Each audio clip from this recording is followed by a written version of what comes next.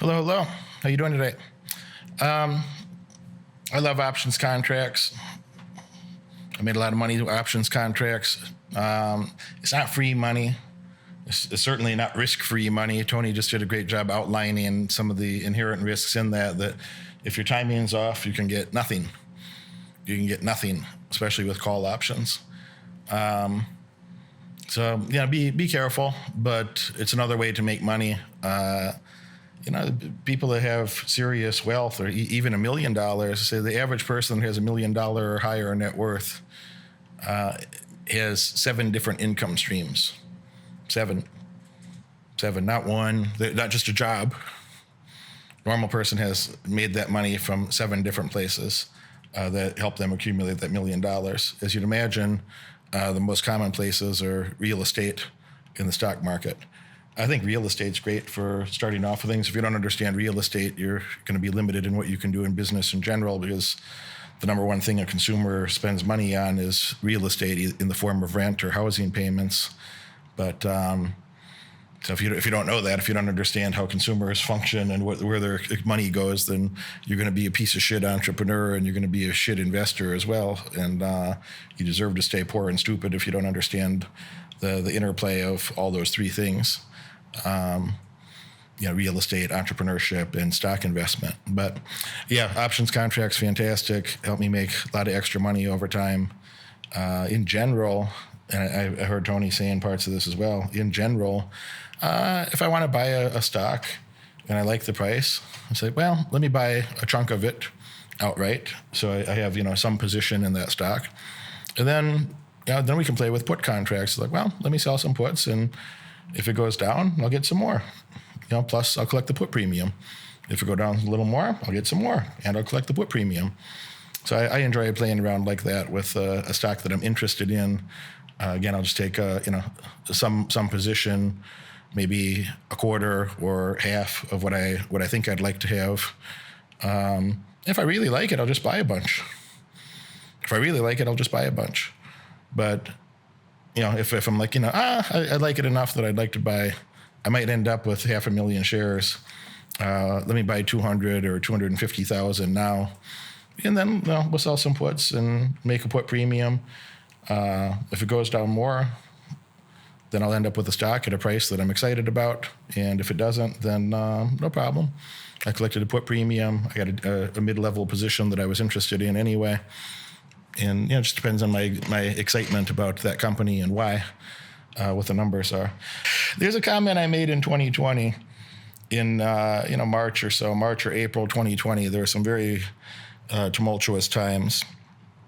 I think it was April. And on this call, on the mentoring call, I made a comment. They say, the S&P it was already at like 2,200. And so I'm going to wait for it to go to 1,600. I'm like, well, I don't know if it's going to go to 1,600 or not, but in the future, it's going to go to 6,000. The S&P closed today at 59.29. 59.29, almost 6,000. Let's see what the intraday high. Yeah, it's up to 59.36 today. So all-time high, all-time intraday high, all-time high close. We're right there at that S&P 6,000. And I said that because I knew they're going to print a bunch of money. And people just act hysterical. They want to wait. Well, you wait to your own disadvantage sometimes. So, sometimes I buy something and it goes down a little more. Then it tends to rebound and I make a bunch of money. So timing's important, but you're never going to have perfect timing with the stock market. You don't control. For you to have perfect timing, you'd have to have all the cumulative knowledge of the global economy and understand economics in a inhuman way to understand that, even if you had all the data of what was going on in the world at every given time, you'd also have to think through the perceptions of, well, how are the other humans thinking about this and judging this? What are the knockoff effects of, second and third order effects and so on of that information? And you'd have to have the dynamic model to understand all of that in real time. And then you could time your, you'd have better market timing. Maybe not perfect, but you'd have better market timing. Nobody is that smart. The AI is not that smart. Nobody's that smart that you're going to have perfect market timing. Ray Dalio is worth $20-something billion. And Ray Dalio said it's easier to get an Olympic gold medal than to have good market timing. Not even perfect, to have good market timing. Much easier to have a gold medal from the Olympics. There's nobody that has perfect market timing. There's plenty of gold medals out there relative to 0 people that have perfect market timing. So don't beat yourself up if you're off a couple % this way or that way. If you're off in the short term, okay, but make sure you're making good long-term decisions, and over time you'll make tremendous money, more than you think you can. Also this past weekend, we had an amazing event in Vegas. We had Beatdown Boot Camp, 4-day event. I had a lot of my best clients came from around the world, some from Europe, some flew in from Asia. We have clients come from Australia all the time. So, truly, global event. People come from everywhere. And had them lifting weights with my friend Flex Lewis, who was a 7-time Mr. Olympia winner. I had him lifting weights with Frank Muir, working out, doing MMA. I had private MMA sessions where Frank Muir trained my group on one day for a few hours. And then Henry Hooft, 23-time kickboxing champion, trained them the next day. Lyoto Machida, also UFC champion like Frank Muir, trained them the third day. We had a great seminar on the 4th day. And, people were very happy. Everybody that comes to that event signs up and comes back. Like everybody, like all. When we did the first event, there was 100% of people came back for the second one. And I think it's something very close to that, maybe all that came from the second one to the third one. So amazing event. People have so much fun there. It's hard. You're going to be exhausted, but man, we have a lot of fun, and really challenges the clients that come, really challenges them both, psychologically and physically to do tough things and, do shit that a normal human just would never do. You'd never work this hard by yourself. So nobody would work that hard by yourself.